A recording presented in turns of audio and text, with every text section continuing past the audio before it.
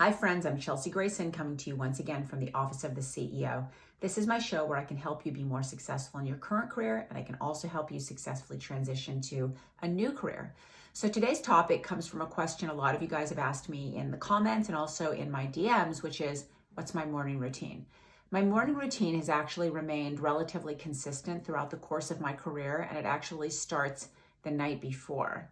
So I always go to sleep at around the same time. I don't go to sleep with television on or anything like that. I really think that it's imperative to turn everything off, all of your devices, turn your phone over, put it on vibrate, make the light low. Make sure that you actually put yourself to sleep so you really get in the habit of being able to calm yourself, center yourself, and not have to have all sorts of outside stimulus in order to fall asleep. And this might be new for some of you. And for a lot of you guys that are new parents, it should maybe ring a little bit familiar because it's actually the technique that most baby books will teach you in terms of how do you give your kid great sleeping habits. You want to teach them to put themselves to sleep without all sorts of outside stimulus. So I think that's imperative. But before I go through my nighttime routine, I take a look at my calendar for the next day. I understand what the cadence of my day is going to look like, see where my breaks are going to be, see where I might be able to fit in something extra that I figured out I needed to fit in, maybe an errand I have to run, I got to take the cat to the vet, whatever it is, just harkening back on an experience from yesterday.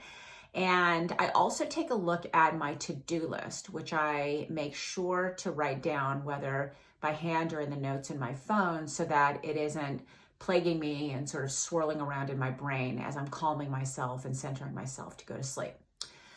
So once I'm asleep, for most of my life, I've actually been a pretty good sleeper, and I've slept through the night and get awakened by the alarm clock. But every once in a while, I go through periods of time in my life where I have the dreaded 3 a.m. wake up, and you wake up and you're tossing and turning, and it starts feeding on itself. You start to have a little bit of an anxiety attack because you're sort of like, wow, I have to get up in 2 or 3 hours. I'm losing all this sleep. I'm going to be miserable in my meetings today. How am I going to get through the day? I need to be fully functional, and I can't if I don't have a full night's sleep. Then you start to think of all the things that you need to get accomplished that next day, then maybe the week, then maybe how does that translate to the year? And oh my gosh, now you start thinking about money, and now you start thinking about college education for your kids, whatever it is. It can balloon into a million things. And listen, it happens to everybody at some point. And what I learned a long time ago is you keep a pad of paper and a pen by your bed, and you just write down all the things that you're thinking about when you wake up at 3 o'clock in the morning.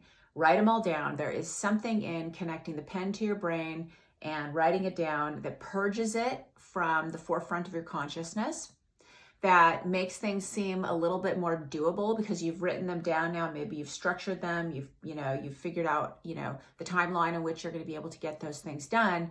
And something about purging it like that, trust me, if you try it, it will enable you to fall back to sleep a little bit better. And so if you have that hurdle and you're able to pass that hurdle, now let's skip to my alarm clock is ringing in the morning. So for me, the first thing I do is, to be very honest, I go out and get a shot of espresso downstairs. I've got an espresso machine. It's very easy. Make an espresso for my husband as well. And then I typically, get through my emails.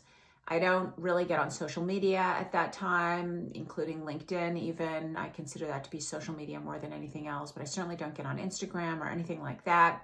I might check out the CNN app just to make sure that there's no headlines that I'm missing, but mostly it's just about I'm looking at my emails, taking a look at my calendar to see if there's any meetings that may have dropped off in the middle of the night. Sometimes I've got overseas, Zooms with people, and they've taken those meetings off the calendar just to see how my day may have changed.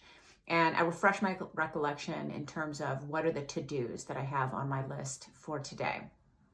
So once I get all of that done, kind of pop out of bed, I go and try to do a workout. Before COVID, obviously that meant I, hit the gym, but now it means either I'm going to go run the stairs locally in my neighborhood, or, I take some sort of a virtual class or do something else, hit the gym. It's actually great. I can wake up a little bit later than I used to now. I used to wake up at 4 o'clock in the morning in order to get all of this in before I had to head into the office. But now, because I no longer have a commute, I'm using that time to get more sleep, which I think all of us need for whatever reason, none of us get the kind of sleep that we need. And even if you think you're getting more sleep now during the course of the day and people are taking COVID naps or whatever it is, that's not the kind of sleep you need. It's really important to get bulk sleep through the night. And I'm finding that I'm tacking a little bit on in the morning, and it's really, really helpful. I'm a lot more productive. I think clearer. I'm not as stressed out during the course of the day. I really owe it all to that extra hour of sleep. So again, I used to wake up at 4. Now I can wake up at 5 or 6, depending on what the day holds and when my first Zoom meeting is. And that's because I no longer have my commute. And hey, I live in Los Angeles, so even something just down the street is an hour-long commute each way. So that's actually extremely meaningful for me. So once I get my workout out of the way, I definitely eat breakfast. Really advise it for everyone. I don't, even if you're trying to lose weight, these are not the calories to skip. Even if it's just a little bit of yogurt or a banana or something, just get yourself going today. And I, take a shower, get ready, head down here into my office, and I make sure that if I can control it, that the first Zoom meeting I have of the day is a throat clearing Zoom.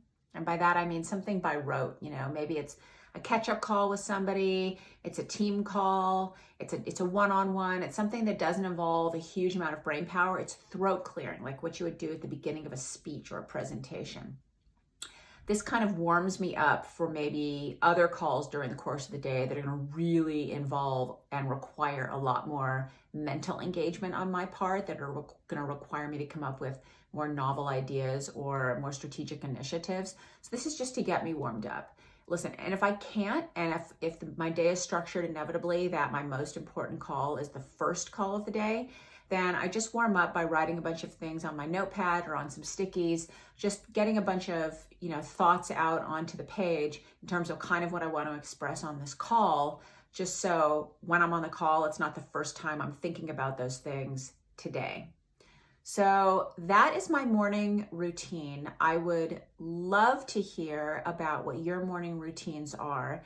And actually, a lot of folks have asked beyond my morning routine, kind of what does a day in the life of Chelsea look like?